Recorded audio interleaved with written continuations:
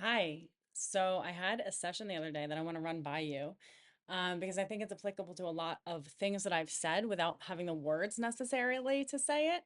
But boundaries, I have said since day one of my professional life that, and maybe this is just me as a neurodivergent person who knows who the archetypal phenomenon is. I don't know what metric we would say qualifies for this, but in my experience, my demographics experience, I personally don't believe that teaching boundaries is a thing at all because it replicates more of the same of their already established problem, which is that they don't know themselves. So if you go and take somebody else's model, oh, here's a script for boundaries. This is what you say to somebody. Okay, that's cool. And you can fake it till you make it, I guess, in those contexts. But boundaries are innate. And when we try to teach them from the outside, we're teaching people that boundaries are something that we set up between us and the outer world. But that's not true at all. Boundaries are already established by ourselves if we know ourselves and listen to ourselves. And once we understand that they are coming from an internal theoretical bubble that is like about to bounce up against the world, the way to express and implement the boundary comes naturally, organically, and without guilt, because you understand what a boundary is actually for from that context. It's you have inner territory in space, and when somebody tries to get into your inner territory, you understand, when you know yourself, what it truly is that you're protecting. And a lot of my demographic, we were never allowed the time, space, or selfhood to know ourselves in that way. So it's doubly, taxing and work for us to get to that place. But once you get there, you really understand that the thing that was desecrated and eradicated from you was the ability to know yourself and to stand for yourself and to meet yourself at an edge and to say, this is comfortable or this isn't comfortable for me. Because that's really what boundaries are. They're not like, hey, I'm putting a line in the sand and you stay there and I'm staying here. It is, what am I willing to put myself in and through? And when you know yourself, you're full on the inside to a degree that you're self-full, not selfish. So that lag that you feel often when you're starting to implement boundaries, and you're like, oh, this is weird, oh, I hate myself, should I really be doing this? It is full of itself. It understands what it's there, who it is in there, and what it's doing. And it's not a, I deserve my territory, I am, you have to be out and I have to be in. That's not what it is. It is, that does or that doesn't work for me, that does or it doesn't feel good to me. But until you know yourself, you're going to be using other people's scripts for boundaries. You're going to be using other people's models for how to set them. And for me anyway, that would never work, because it has to come from the inside out for me. So boundaries are inside out first, right? So I was working with somebody the other day, or at minimum, we have to get on the inside first to understand what boundaries we would need to set on the outside. Necessary, right? A lot of people teach them from this, they're not even in their body, they're not even in their own brain, and they're trying to set boundaries with other people on the outside. Like, you have to be embodied to understand what a boundary truly feels like and is.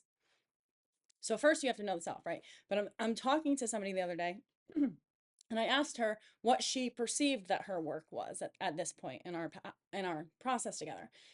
And I had a pulse for what she was going to say, but it's always fascinating to see like what people say. You learn so much. And she said that one of the things she thinks she needs to work on is boundaries. But the truth is, like, I'm a very psychically intuitive person. When people give me permission to enter their field, she does not need to work on boundaries at all. The way that she implements boundaries might actually be half of her problem. And what I mean by this is, later on, she said something, and I listen to what people don't say and the way that they say what they do, where they are in their bodies, and if they mean it or not. Most people struggle with boundaries because they struggle with the wobble, right? That's when this is where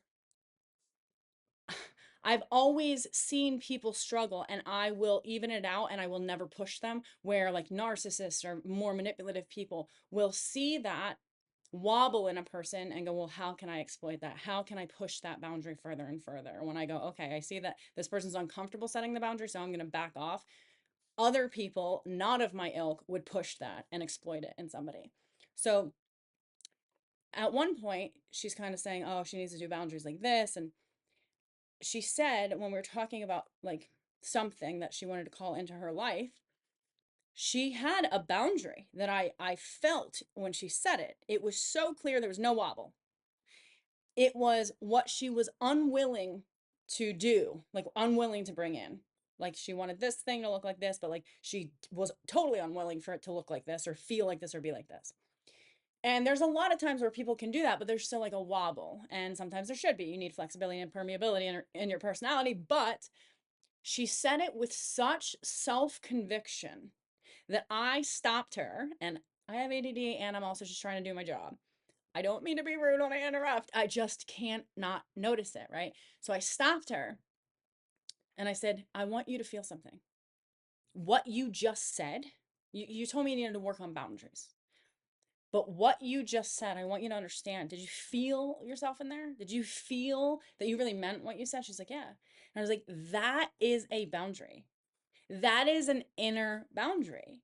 So because there's this idea a lot of us have, like, boundaries are very scary. My God, we really probably only got them when we were being punished, right? So we don't want to punish other people, and we definitely don't want to be punished, especially when we're just trying to be good. That's the sad part about somebody without boundaries, is often that they're just trying to be good, right? But it's not good to not have boundaries. It's actually really bad and dangerous and way too fluid and very, very sloppy. And um I'm very happy to be out of it, and to be integrated in my own self instead of the be constantly enmeshed with the entire fabric of existence.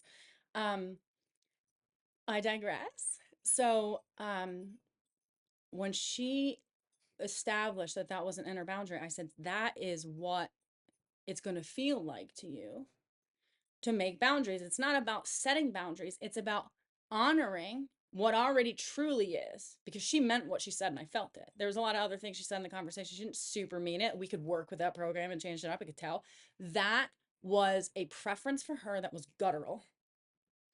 And she would have just missed it if she didn't have me there to be like, hey, that feeling is actually what we're working on right there. I heard you say it. I felt you say it. So boundaries are truly guttural. And a lot of my demographic, we, although we might like, I'm a very heart-centered person. Let me go here.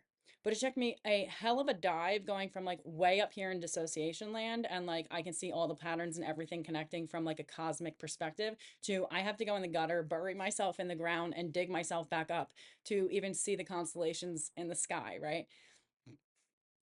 A very heady and a very guttural path had to bring me to my center.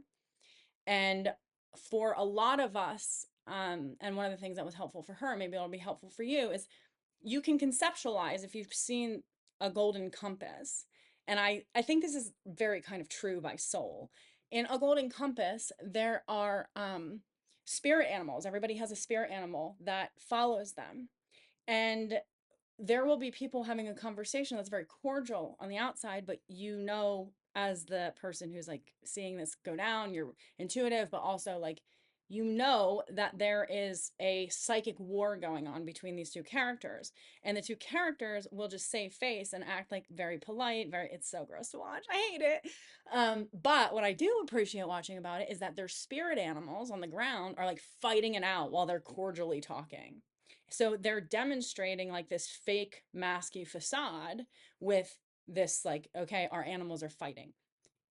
I know there's a fine line between that, and there's a bridge that we have to walk in between that, but I personally would rather be in touch with my own animal than be so like um disintegrated that I stand there and save face for an agenda toward a plan that is godless. I would just rather be the animal. Anyway, so when you get in touch with your inner animal tells you about what your boundaries are. And you're your own inner spirit animal in a way, right? So when you get in touch with that, it comes from that guttural place that eventually, when you honor that enough with your head, this is where they say, like, don't always hold your head higher than your heart kind of thing. But like with your head, if you can honor your guts, you'll just live from your heart. And eventually you'll get to a place too where to protect that, you will always kind of move from that place that is guttural, that is like, I truly, in an embodied way, understand what boundaries are now. And I'll protect the thing that I worked to nurture or to even find or to create truly in myself. So boundaries first have to come from the internal, period. They have to come from the inside. And anybody who's trying to teach you boundaries from the outside, like just do it that way, just do it this way, like they're not you. And my demographic really needs to be in a space where they feel authentic. Like it really is them speaking because they've lost their voice, right? And it makes sense, like pick up on other people's voices throughout, but like my demographic has lost their voice. So to reinforce this is how you should do it instead of actually like exploring with that person what really feels true for them as a boundary and the most true way to self-express that, it's reinforcing a serious problem psychologically that I'm here to undo on the planet, right? So I hope this was helpful. Boundaries come from the self, and when they come from the self, they're quite organic. But if you feel like, oh my God, I got to work on boundaries. No, your boundaries work for you when you know yourself. You never have to work on boundaries. When you know yourself, boundaries work for you. And you'll understand what I mean when you get into your body about what I'm trying to say. Like, yeah. So there's me. I'm Stacy, life coach, educator, author, writer. If you dig the content, like and subscribe. I'm supposed to say that. Or comment. Apparently it helps me out. So I hope this was helpful for you about boundaries. They're not something that's like you stick out in front of you to like make sure something doesn't go wrong. They're not like out there. They truly are. And everybody who's trying to put them out there like that, they're literally jumping out of their body to go over their own fence. And that makes them vulnerable and dangerous to themselves when really boundaries are coming from the inside out to kind of like to feel the edge of that fence and going, how does this bump up against the world? And if I'm not comfortable with how it bumps, or if it overlaps instead of bounces, I'm out, right?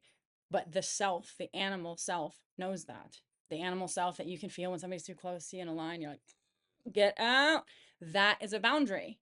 And if we honor it, and I'm not saying you say to somebody who's too close, you're not get away from me. If you honor your own inner animal, you'd move, right? Honoring like that is what I mean. It's not like I'm going to tell you what to do. It's like my inner animal doesn't like this. I'm going to move. That's the boundary. Oh my God. I got a thumbs up. All right. Bye, guys.